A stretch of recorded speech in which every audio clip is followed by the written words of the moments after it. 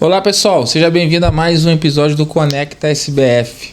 Nesse episódio aqui está trazendo a Nicole, do Varejão dos Descartáveis. Eu conheço mais como Guaraci ali, né, que foi quando a gente pegou. A gente está trazendo essa história. Essa história tem um viagem muito legal que é, enfim, a gente vai contar para vocês assim e tal.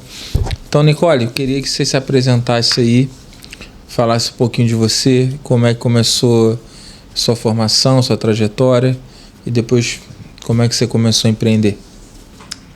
Então, venho de uma família de comerciantes, né? Que já é importante. Tanto meu pai quanto a minha mãe, apesar deles, por um certo tempo, eles terem ali o emprego CLT na época, começaram até se conheceram trabalhando numa empresa há muitos anos atrás, que nem existe mais hoje no Rio, mas a Home Insurance Company, que era uma companhia de seguros famosa, estrangeira.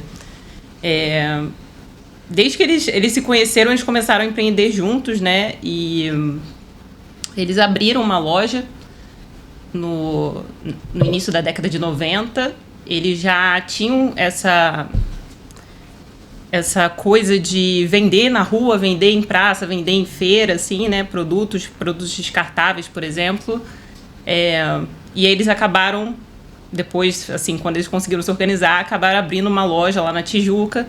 Na época, ficava perto ali do Colégio Militar, não sei quem conhece muito bem a Tijuca, mas fica perto fica na São Francisco, hoje a loja fica na São Francisco, mais próxima do Badinho, do Maracanã, mas ela ficava mais próxima do Colégio Militar na época. Enfim, então, assim, eles já tinham negócios desde bastante tempo. Minha mãe depois não continuou no Rio, ela foi para Resende, foi, na verdade, para Itatiaia, mas abriu um comércio lá e trabalha hoje com algo totalmente diferente.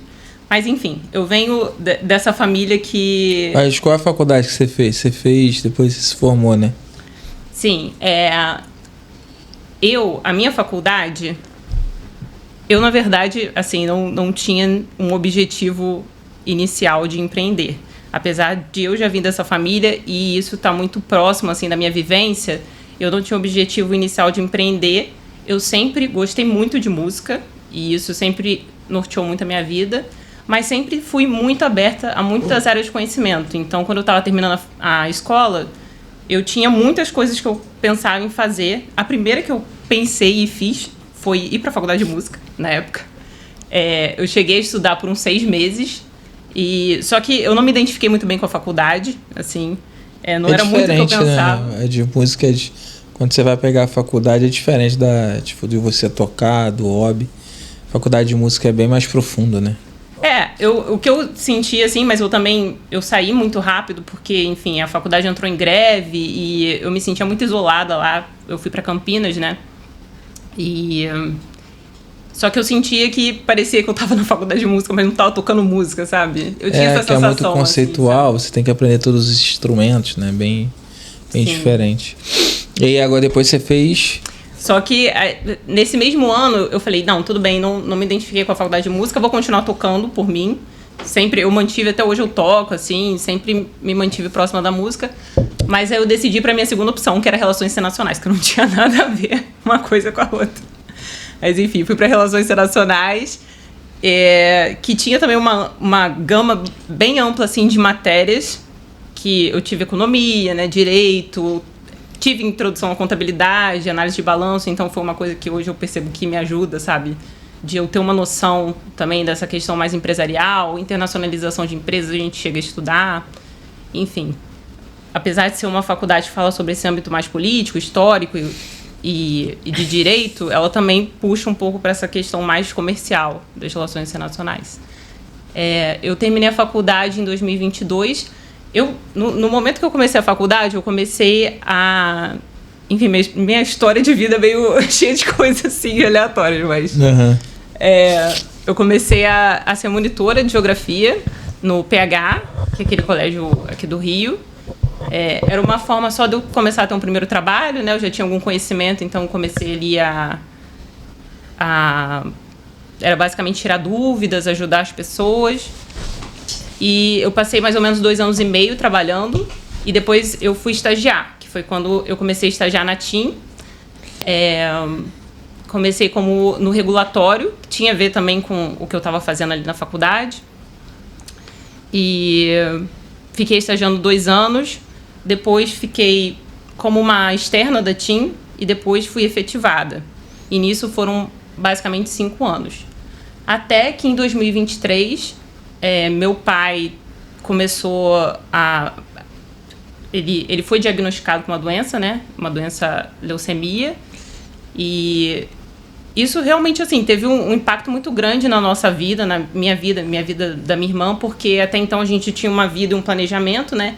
Em que meu pai e todas as questões dele, ele lidava, e de repente a gente se viu ali com aquela possível responsabilidade de assumir algo para que a loja, que no caso aquela loja do início da história, que os meus pais tinham criado lá no início da década de 90 e que até hoje existe, que ela continuasse, porque sempre foi uma loja muito, principalmente depois que minha mãe foi embora e tudo, ela foi empreender em outras coisas, sempre foi algo muito dele ali, né, em que ele tocava da forma dele, muito restrita ali da vida dele, e que eu e minha irmã, a gente seguiu por outros caminhos. E apesar de eu não ter, tipo, uma ideia certa, eu vou fazer isso na minha vida, eu estava ali entrando na vida adulta e começando a seguir um certo caminho que para mim fazia algum sentido, assim. Já estava no mercado de trabalho, né? Estava aprendendo coisas, consegui me formar na faculdade. E aí chegou com essa questão da doença e tudo, gerou esse momento, assim, de tomar uma decisão, né? O que a gente vai fazer para continuar com a loja? Só entender, sim. Então, só para a gente pontuar. Então, assim, teu pai montou a empresa, né? Que foi a Varejão, que é a Guaraci. É uma empresa vende tudo lá, né? Vende material de limpeza, vende tudo. Você foi vivendo a sua vida, né? Ali como filho de empreendedor que eu também sou, assim, que a gente vive aquela realidade, enfim, todo dia a dia. E seu pai ficou doente e foi depois, né, ele acabou falecendo, né, que foi onde a gente se encontrou. E aí você teve que tomar essa decisão entre, enfim, assumir essa responsabilidade, né? E aí eu queria que você falasse um pouquinho como é que foi aquele sentimento ali que você teve de perda, de você, de repente, se ver numa situação que você nunca se imaginou, que não tinha muita expertise, que você fez aquilo ali, talvez não 100% por dinheiro, porque é mais assim, talvez, não sei, aí você que vai falar, se foi por legado, se foi para a questão financeira ali, porque teoricamente você estava numa posição ali de carreira ali que talvez te atendia financeiramente, você não precisaria se colocar nisso. Sim. Então, como é que foi essa sua trajetória ali, essa transição toda? Como é que foi pessoalmente, enfim? Bom, Então, o empreendedorismo te escolheu, né? é o que eu falei, tipo, foi o contrário. Mas o que assim, eu posso dizer que naquele momento a gente normalmente quando tá numa situação de muito estresse... Você tem o quê? 2 anos? Tem uns 2 anos. Foi quando a gente começou, quando você acabou vindo pra cá, né? Que a gente acabou... Entendeu? Já tem 2 anos já vai? Foi em 2023. Cara, passa muito rápido, né? Sim. Sim. Naquele momento, assim, eu posso dizer que quando você está numa situação de estresse, nem sempre você tem uma ideia muito clara do que você tem que fazer ou por que você está fazendo algo. Eu sabia que, cara, a loja emprega pessoas, né? Ela existe, ela tem obrigações com fornecedores, ela tem uma série de questões que ela precisa lidar, ela tinha também ali um giro, né? Um empréstimo que ela tinha na verdade 2 empréstimos, um a gente conseguiu até... Isso você foi descobrindo, né? Sim, ali... No meio da dor ali Sim. Do luto, você foi tentando descobrir o que era, né? Porque teu pai também era muito centralizador, né? Sim.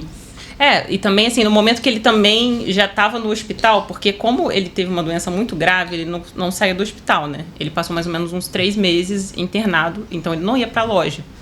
Então, assim, ele já tinha uma pessoa que estava lá ajudando ele, que é o Ludovico. Então, que também foi pegando as coisas assim mais a fundo junto, porque ele era mais alguém que ajudava de vez em quando.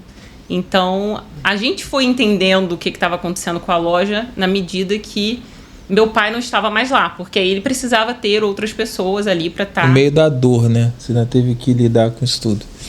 Sim, é. E era isso, né? Você tem um negócio, você tem pessoas que estão ali trabalhando, pessoas que dependem daquilo para sobreviver, e isso com certeza conta, né? Se eu fosse tomar uma decisão, então... Porque acho que tem toda uma questão também burocrática. Porque no momento que meu pai faleceu, eu já tinha assumido como administradora. Só que ninguém falou para banco. A gente chegou lá e falou, olha, ele faleceu e agora eu sou administradora. Mas o próprio banco, ele já te bloqueia no momento que o CPF cancela. Então, assim, se a gente não desse um jeito... Sem viabilizar o negócio como um todo. Sim. Que foi aí também, por isso que a gente foi atrás de um advogado, que para entender o que poderia ser feito naquela circunstância. Que é o Miguel, que foi que indicou, né? Gente muito boa. Eu chamei ele para vir aqui, ele deu um furo, mas assim... ele falou que vai vir, assim. Mas, assim, aí nessa transição toda, tu tinha ali... Você tinha um empreendedorismo na veia, né? E você começou a lidar. Mas como é que foi esse teu choque, assim, de falar assim, não, agora eu vou pegar isso? Quando foi teu start disso ali? Porque uma coisa é tu pegar no meio de uma confusão ali que dá, e outra coisa é tu falar, não, agora é isso aqui que eu vou fazer, eu vou colocar, vou matar no peito, vou fazer. Como é que foi? Quando foi isso, mais ou menos? Então, depois, no momento que seu nome tá lá, né? E você começa a ser responsável pelas coisas, meio que... Eu, pelo menos, senti que era uma obrigação, uma responsabilidade minha também. Num primeiro momento, também, não foi algo assim, cara, como que isso aqui dá dinheiro? Não tá. Tipo, não era uma relação em que, caraca, eu vou ganhar muito dinheiro aqui. Eu pensei, talvez, se as coisas ficarem melhores com o tempo, eu consiga ter uma renda maior do que, talvez, o tempo que eu demore para conseguir uma renda maior dentro do meio corporativo. Claro que eu fiz esse cálculo. Mas, naquele momento, e assim, ainda as coisas hoje estão melhores, mas ainda acredito que existe um grande caminho a percorrer para que eu possa dizer que realmente, cara, isso aqui gera um retorno extraordinário, sabe? Nunca foi sobre isso. Mas é claro que, assim, eu percebo que a loja, sendo bem trabalhada, ela com certeza consegue entregar mais. E ao longo do tempo, eu vejo que fazendo todas as modificações e fazendo um trabalho de formiguinha, eu acho que isso ao longo de anos, isso pode sim ter um efeito positivo. Assim, talvez, não diria exponencial, mas algo realmente de crescimento. Você já está fazendo isso, né? Você já está conseguindo organizar, de fazer as coisas. Como é que é essa parte para você do empreender, dos erros que você tem o que, 2 anos, então assim, você deve ter cometido alguns erros, né, durante esse processo todo. Como é que foi se você cometeu erro? Porque assim, quando você é CLT é um pouco diferente, tu comete o erro e tá ali, muitas vezes coloca, não dói no bolso diretamente, né? E se doer é porque você fez um erro e foi demitido, mas você não gerou aquele prejuízo que de uma hora para outra você tem que repor, colocar e recalcular a rota. Qual foi o grande erro assim que você entende que... Erro assim de gestão não, mas de tato ali, que você hoje faria diferente assim desse teu processo? Curto, mas já é um processo. Olha, eu acredito que existem alguns erros, algumas coisas que eu penso que eu poderia ter feito diferente. De certa forma, eu tento também não me pressionar muito, porque eu fui meio que aprendendo ali. Você não se culpar, né? Sim. Eu acho que, assim, de modo geral, eu tenho feito um bom trabalho ali, em relação ao momento que eu peguei e tudo, e todas as dificuldades que eu peguei a loja, né? Porque, querendo ou não, ela estava ali no momento sem ter estoque de capital sem ter nada, né? Então era basicamente trabalhar ali para pagar o boleto. E às vezes eu sinto que menos do que errar, mas eu penso assim, parece que eu ainda não encontrei uma forma de ter um equilíbrio melhor disso, sabe? De conseguir, por exemplo, ter algo bem fluido, assim, do que a gente compra, sabe? Ter uma previsão do que a gente está pagando para que não saia do controle. Eu acho que está bem melhor hoje, mas eu acho que pode melhorar. Você está fazendo melhora de estoque, né? De controle. Porque que até uma das perguntas aqui que eu ia fazer, o teu negócio é um mix de produto muito variável, né? Então você vende... Quantos produtos tem mais ou menos de venda lá? Olha, alguns milhares. Se eu pegar ali pelo cadastro... Uns 3 mil produtos? Por aí. Então como é que você lidar, assim, num processo que você viveu, né, de restauração, em controlar, tu ver a margem, você colocar, é muito difícil. Porque... E você tem que lidar com perda, né, com desvios. Eu não estou falando nem de funcionário, estou falando de... Porque a tua loja é grande, pode alguém ali colocar... pode alguém colocar a mão ali e levar, né? Sim. É um cenário. Quantos metros quadrados é a tua loja, mais ou menos? Olha, se não me engano, pelo IPTU lá, né, que a gente teve que pagar, é 193 metros quadrados. Então, é 200 metros ali, que tem várias prateleiras, tem coisa em cima. Então, assim, são vários produtos, então para você é muito difícil gerir. Como é que é montar um negócio desse de uma variedade tão grande assim? Que é tua dor de cabeça, o que você fala assim, cara, e o que também é legal, assim, porque talvez seja legal a pessoa entrar e encontrar tudo lá e falar assim, caraca, eu nem imaginava que tem isso aqui, tem. Qual o produto, assim, que te decepcionou e qual o produto que te fala, caraca, quando você pensa, pensei que isso aqui não ia dar nada. E teoricamente vai lá. Quando eu tinha uma loja lá, tinha tipo... Parece ter, meu pai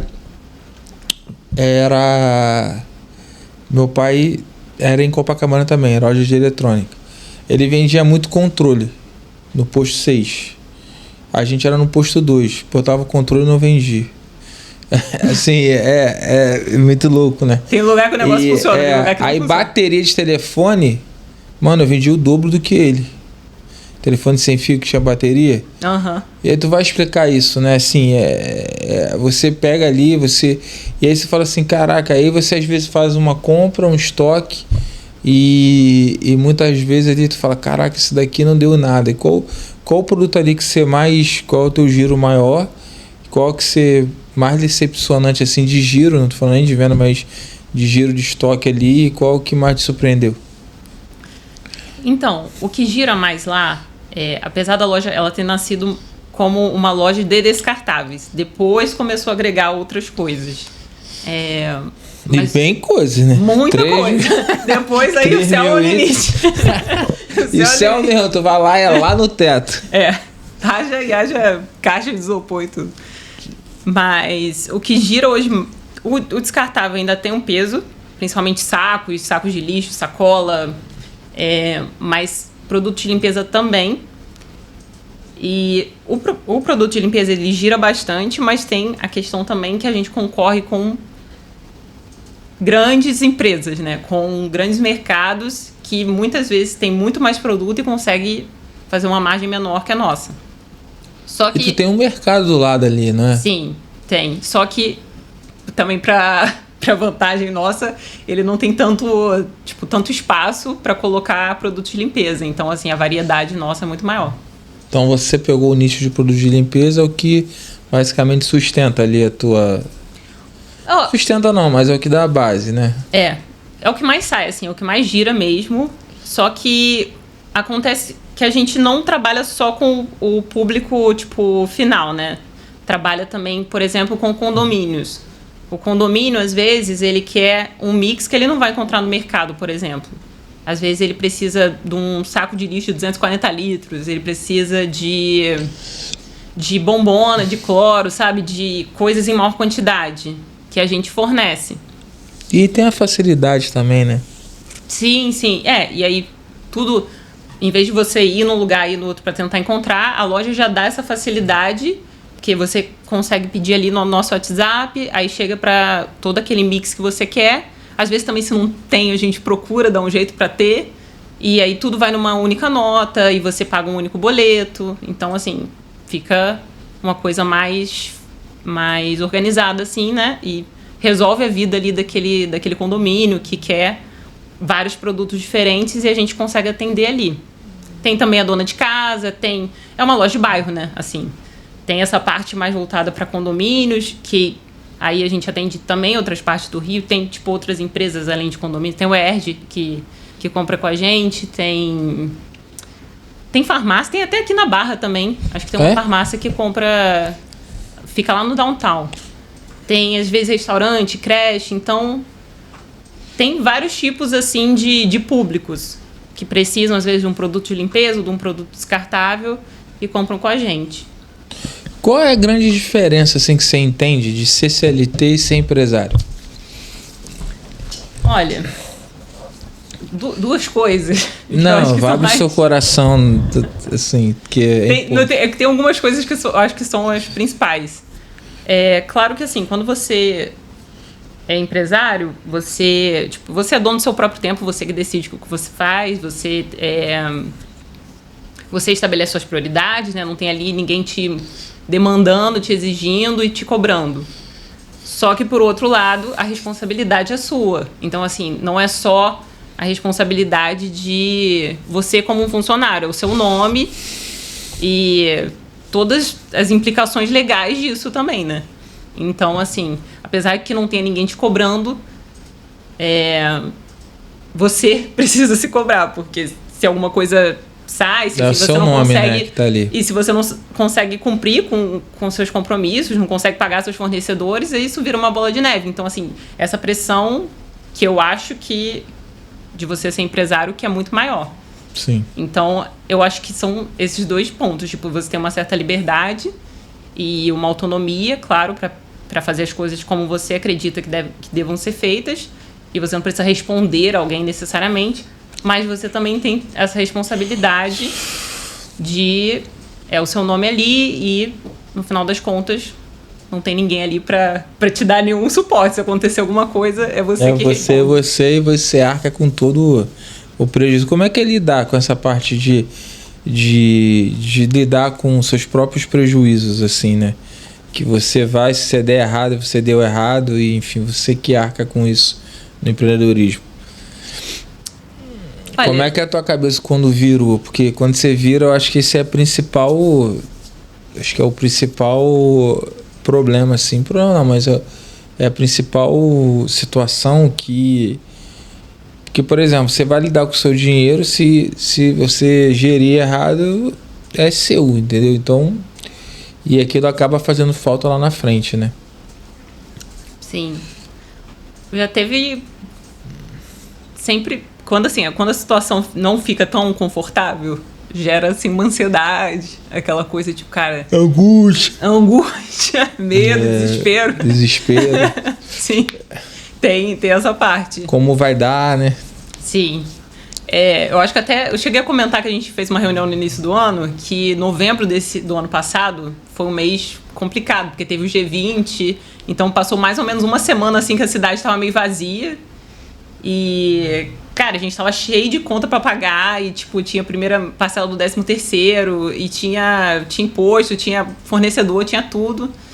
E foi um momento crítico ali. Isso é até uma boa pergunta, né? Porque você, como CLT, tu fala assim, eu quero mais feriado, né? Não, eu trabalho no feriado aqui, porque a gente abre feriado e...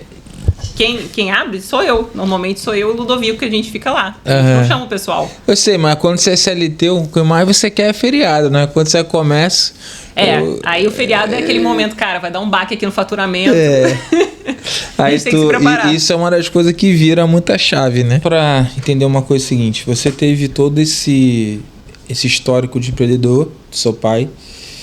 O que você entende que ele te deixou como legado para você ter essa força de você ter pego a empresa dele, o que isso significa para você, de onde ele esteja lá, você acha que ele está orgulhoso de você ter tomado... Esse é a sua irmã também, que ela participa menos diretamente, mas ela participa também. Como você entende esse legado do seu pai para você E como é que você acha que ele estaria te vendo lá de cima assim com orgulho? O que você entende disso? Bom, eu acho que o meu pai, assim, de característica muito boa, muito forte dele, é que ele foi uma pessoa muito resiliente ao longo da vida dele. E tanto pro bem, assim, de realmente seguir nas coisas, quantas vezes... Com toda a dificuldade, né? Sim, às vezes também um pouco cabeça dura. Mas eu acho que é meio que os dois lados de uma mesma moeda, que é a resiliência. E eu acho que isso é um grande ensinamento. Eu acho que uma loja como aquela, assim, né? Não tô querendo dizer que seja um negócio enorme, assim, mas qualquer coisa que perdure ao longo do tempo, né? Que tem uma duração, que não se acaba ali do dia para a noite, é uma coisa que não é fácil de construir, né? Muitas coisas, às vezes, elas... A princípio, as pessoas constroem, aí vê que não dá tão certo e elas desistem. E para você conseguir ter algo assim que é construído e permanece ao longo do tempo, você tem que ter resiliência, você tem que ter uma força mental, né, para não ceder nesses momentos mais difíceis. E eu acho que isso ele sempre teve bastante. E eu tenho certeza que sim, ele está orgulhoso de onde ele estiver. Ele tinha assim, o objetivo que a gente estivesse dentro da loja, tanto eu quanto a minha irmã, né? Eu acho que seria um pouco difícil nos termos dele, porque eu acho que a gente, em certas coisas, discordava bastante. Algumas coisas, até assim, quando eu estava trabalhando em outra coisa, e às vezes ele comentava sobre a loja, a gente falava algumas coisas. Por que você não faz isso? Por que não faz... Hoje tu vê que é difícil, né? Não é tão fácil, né? Sim, com certeza não é tão fácil. Como essa questão, faz o inventário da loja, vê tudo que tem. É mole, né? Falar de fora, né? Não é nem um pouco fácil na loja. Inclusive, estava falando sobre essa questão de avarias e tudo. Muita coisa lá, às vezes, quebrada, coisa sem tampa. E aí você fica, gente, como é que essas coisas aconteceram, sabe? Tipo, você fica lamenta, assim, né? Aquilo ali, né? Entra num loop. E assim, realmente é muito difícil você conseguir dar conta daquela quantidade de produtos. Mas é isso, também é uma coisa difícil, mas aos pouquinhos eu sinto que a gente consegue fazer e tudo. Eu sou muito entusiasta do aos pouquinhos dá pra fazer, sabe? Um pouquinho de cada vez. Eu acho que as coisas são construídas ao longo do tempo. E eu acho que tanto meu pai quanto minha mãe sempre tiveram esse pensamento. E minha mãe também sempre foi uma pessoa que, mesmo quando ela conseguiu... A minha família toda, ela sempre foi muito associada ao comércio. E foi como eles conseguiram ali melhorar a vida deles, né? Conseguiram conquistar coisas. E a minha mãe também sempre foi muito de poupar. E de não tentar... A gente estava até conversando sobre essa questão de você se deslumbrar com as coisas. Em vez de você olhar ali para uma situação e falar, nossa, eu tenho muito, então vamos gastar. Não, vamos poupar, porque um dia talvez esse dinheiro seja útil para uma determinada coisa. E aí quando você precisa, num momento que está pior, você tem ali aonde recorrer, né? Então, sim. Eu acho que... Esse é o legado dele. Isso aí não é tão fácil como as pessoas acham que é fácil, né? Todo mundo fala assim, o empreendedor tem que guardar dinheiro, Cara, não funciona na prática, assim. Não, é muito difícil, eu posso te dizer. Não funciona. Existe muito aquela situação de como tem que fazer e como é a realidade. Até porque, assim, eu tô falando por mim. Se eu tiver 1 milhão parar na minha conta, eu vou querer fazer outros negócios. Eu não vou querer ficar com 1 milhão guardado. É óbvio que eu tenho que ter prudência e colocar e fazer. Então, assim, existe um deslocamento. E você pode ter vivido isso, né? De brigas em casa e tal, de você falar, pô, pai, faz isso que é fácil. Aí o teu pai às vezes não soube se comunicar e hoje você fala, caraca, realmente não é tão fácil assim.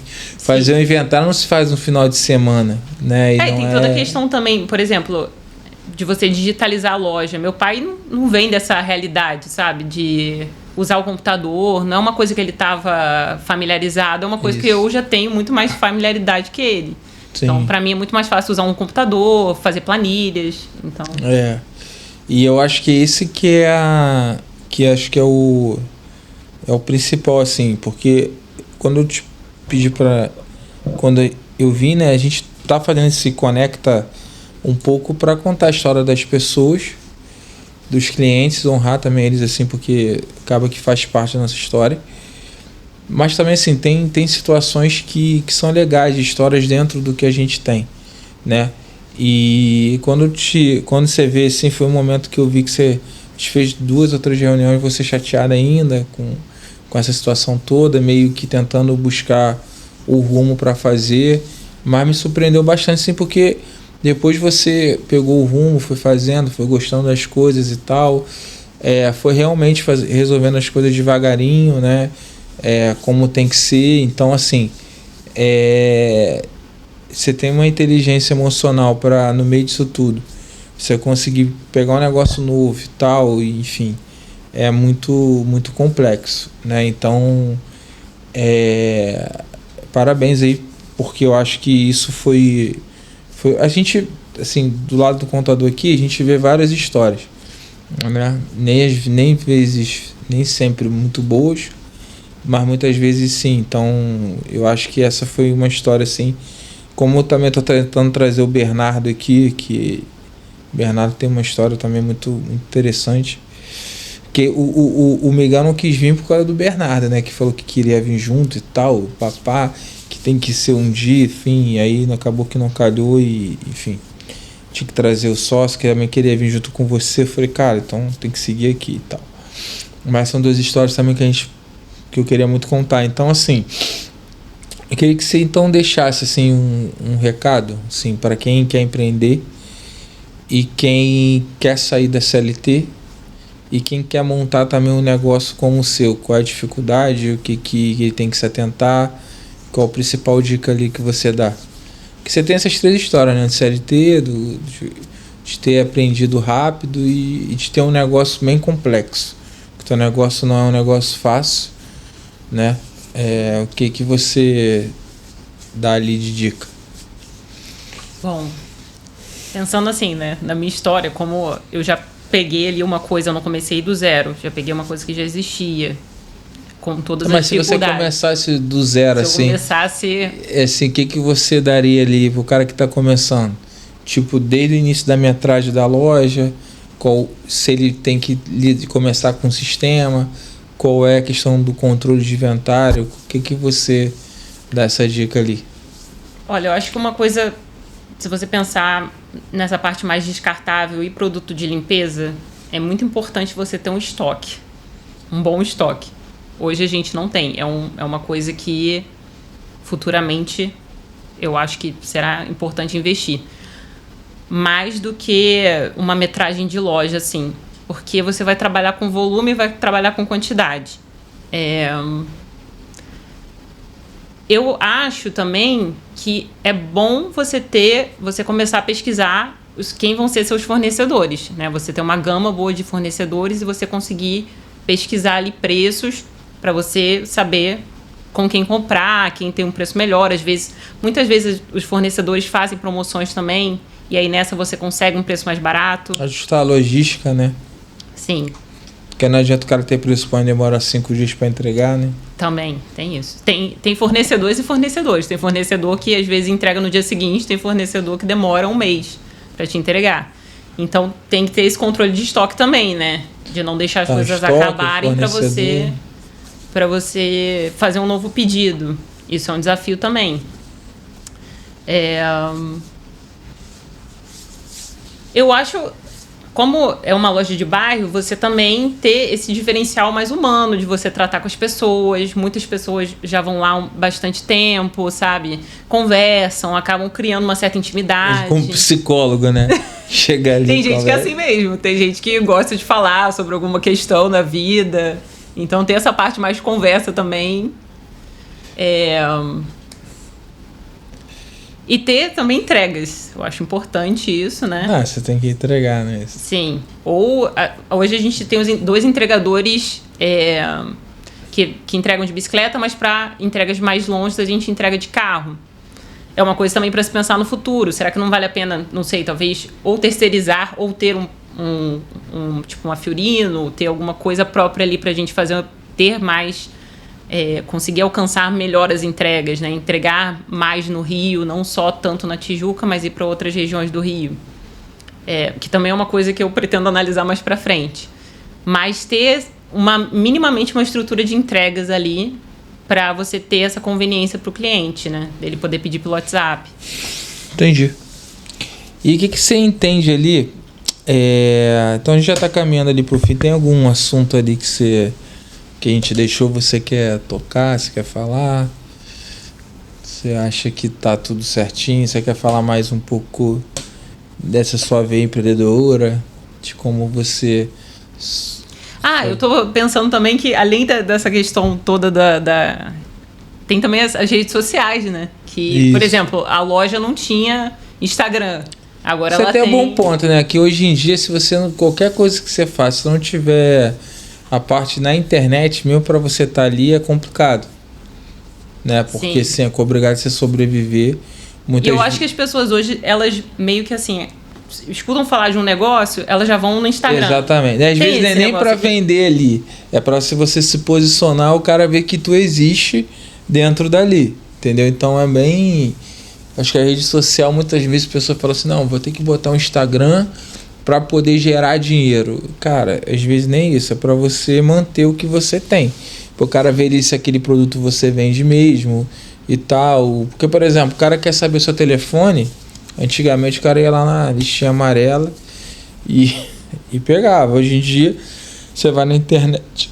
E quer ver uma coisa que é muito importante? É o meu negócio, aquele Google Meu Negócio ali.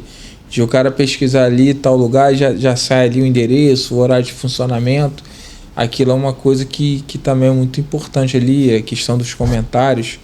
Acho que ajuda bastante. Porque, por exemplo, a gente também tem, se você pesquisar no Google Varejão dos Descartáveis, vai aparecer tipo fotos da loja, sim, o endereço, você consegue pegar no Google Maps. Já teve gente que assim, no feriado foi lá na loja porque viu no Google Maps que tinha uma loja de descartáveis próxima. Sim. Aí falou, vou lá para ver se está aberto, e tava, e conseguiu comprar uma coisa. Então faz essa diferença, sabe? As pessoas pesquisam mais. Aí já tem o Instagram, inclusive. Você não tá fazendo venda. Depois você bota ali. Mas para você vender pela internet, você não tá vendendo não, você tá fazendo só pela loja e por internet. Sim, mas eu tenho um planejamento, esse eu deixei com a minha irmã para ela tocar essa parte, que é tentar criar uma lojinha dentro de algum marketplace. Com algumas coisas que a gente, lá na loja, a demanda não é tão alta, mas talvez pela internet a gente consiga vender. O problema é que a internet tem que competir muito com o preço, né? Sim. Aí essa situação. Então deixa aí o seu @ do Varejão. Varejão, só que sem o tio, que é Varejão Descartáveis. Mas é só o Varejão Des. Depois a gente vai botar aqui direitinho, né? A gente sempre vai botar a história da empresa também.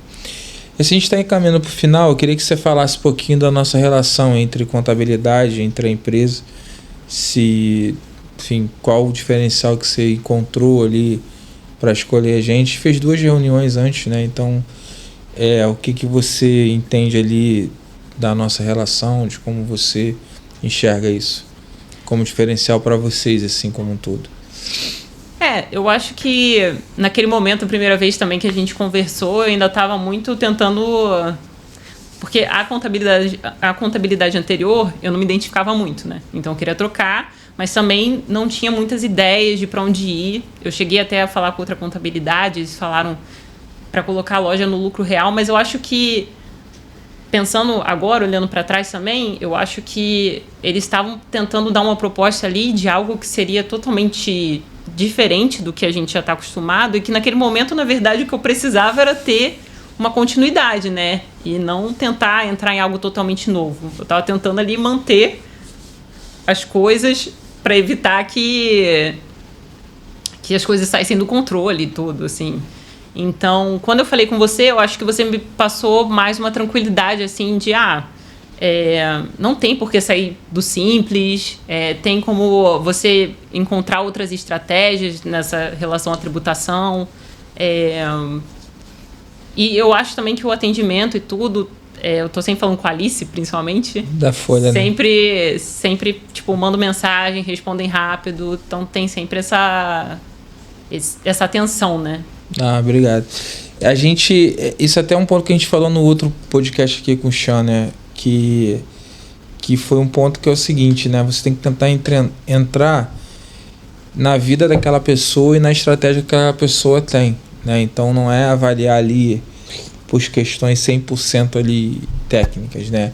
Então, por exemplo, você não tinha um estoque controlado, ainda estava nessa situação de estruturação, então você migrar para um lucro real nesse cenário é bem complexo, porque assim, você, enfim, e não vale a pena para a tributação, né? Até pelos funcionários que você tinha e tal.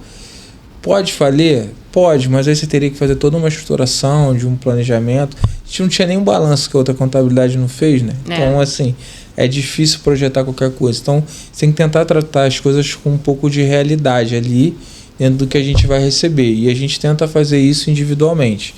Então, assim, é muito bom o teu feedback, assim, porque a gente sempre procura ser o mais sensato possível, entender ali, enfim. É claro que tanto é que quando a gente conversou, eu falei, você precisa fazer isso e tal, te orientar da forma certa. Então, assim, porque é muito, muito importante pra gente ter essa consistência, entendeu? Bom, eu queria que você então se despedisse, mandasse um abraço pra todo mundo. Ludo, fico aí que você tá escutando, muito obrigado também, que foi um cara 100%, a tua irmã também. Só a mãe que eu falei uma vez ou duas, mas foi sempre simpática também. Manda aí o que você quiser fazer, manda o seu recado. Eu olho ali pra cá. Pode olhar pra cá. Pode mandar o seu arroba. Você já mandou, mas manda de novo se você quiser, fica à vontade aí, esse é teu momento. Bom, agradeço aí todos que acompanharam essa história levemente fora da curva da minha história no empreendedorismo. E, enfim, deixo aqui também, fico disponível se alguém quiser mandar mensagem lá no Instagram, porque sou eu que faço também, respondo as mensagens, Varejão Des. E é isso, agradeço a oportunidade, agradeço o espaço e que seja um ano muito bom, de muitas conquistas, se Deus quiser. Vai ser sim, esse ano vai ser um ano, tá sendo um ano pra mim melhor do que o ano passado. Então, enfim, vai ser um ano de reconstrução, sim. Bom, parabéns aí pela sua história, muito obrigado Obrigada a vocês. por tudo, por toda a nossa parceria. Bom, gente, chegamos ao final de mais um Conecta. Deixa aí o seu like, compartilha, curta e até a próxima. Deus abençoe a todos. Tchau, tchau.